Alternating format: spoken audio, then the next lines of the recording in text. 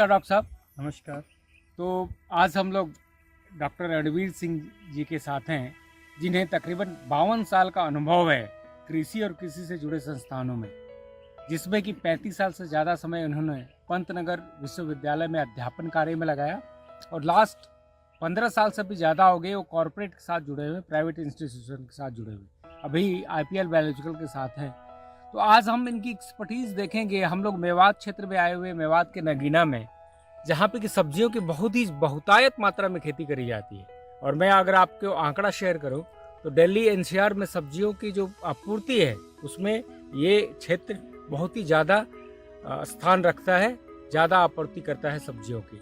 तो डॉक्टर साहब, यहाँ पे एक किसान जो कि टोटली जैविक तरीके से सब्जियाँ उगाए हुए हैं, तो ज़रा आप बताएंगे कि जैविक प्रोडक्ट के साथ क्या फ़ायदे हैं और किस तरह से हमें प्रयोग करना चाहिए।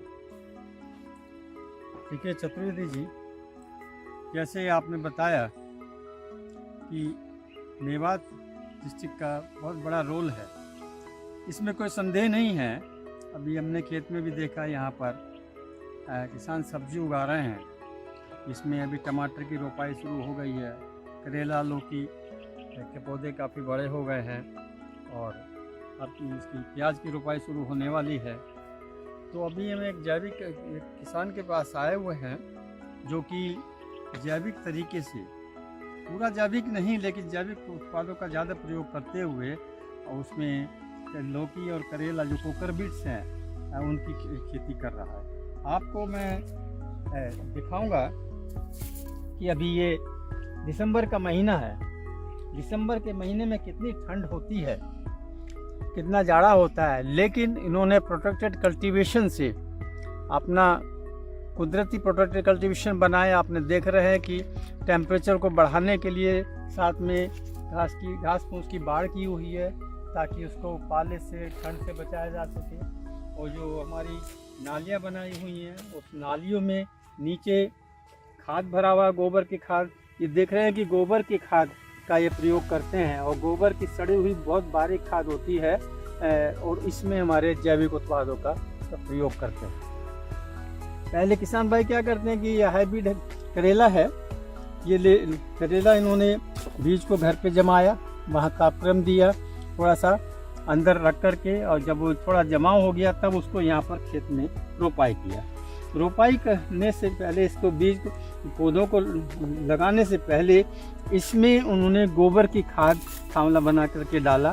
ड्रिप इरिगेशन है और उसमें डालने के बाद में इन्होंने उसमें हमारा नाइट्रोजन वाला एजोटोबैक्टर का प्रयोग किया और उसके बाद फॉस्टर भी इसमें डाला, वैम का प्रयोग किया और पोटास मोबिलाइजर इसमें प्रयोग किया। इसको इन्होंने एज ए बेसल डोज पहले ही ज़मीन में दिया।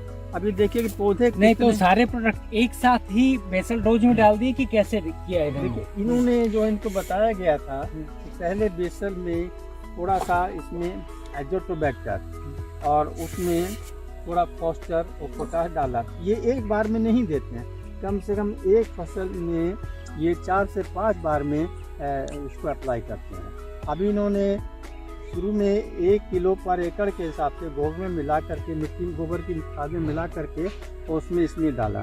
उसके बाद जब पौधे चल गए, बड़े हो गए, इसके बाद फिर 20 दिन के बाद, 15 से 20 दिन के बाद में फिर इन्होंने इसमें फॉस्टर या वैम में से एक वैम इन्होंने डाला और वैम से जो पौधे क्वाइट हेल्दी, आप देख रहे हैं कि कितने अच्छे तंदुरुस्त पौधे हैं। और ये देखिएगा कि जैसे अभी तो दिसंबर का महीना है, जनवरी में होते होते जनवरी के अंत में फरवरी में इसमें फूल आ जाएंगे, फरवरी में मार्केट में आपका करेला आ जाएगा। ये जो हमारे जैविक खाद हैं तापक्रम को कंट्रोल करते हैं, भूमि की उर्वरा शक्ति को बढ़ाते हैं, खराब नहीं होने देते हैं। मैं यहाँ आपको एक और आपका ध्यान आकर्षित करना चाहूँगा कि देखिए मिट्टी ज़्यादा अच्छी नहीं है, रेतली मिट्टी है और इसमें ऑर्गेनिक मैटर बहुत कम है, लेकिन इन किसान के पास ये गोबर की खाद अच्छी है। सड़ी हुई गोबर की खाद में अपने जो प्रोडक्ट लगाते हैं, जैविक का प्रयोग करते हैं, उससे बहुत अच्छी पैदावार हो रही है। और इसके बाद में फिर ये कम से कम 3 से 4 बार फूल आने, फल लगने तक फिर इसमें फास्फोरस, पोटास पोटास एक्टिवा है, फॉस्फोरस एक्टिवा है, और उसके बाद में हमारा ये जो एजिटोबैक्टर है, इनका प्रयोग इसमें करते हैं। इससे है कि पौधे स्वस्थ होते हैं, हेल्दी होती है, बीमारियों का प्रकोप कम होता है, और साथ साथ में इसमें कीड़ों का प्रकोप। अच्छा, धन्यवाद डॉक्टर साहब। और मतलब आप मिट्टी के पोषण प्रबंधन में हमारे इन बायोलॉजिकल प्रोडक्ट का बहुत ही बड़ा रोल है। Thank you.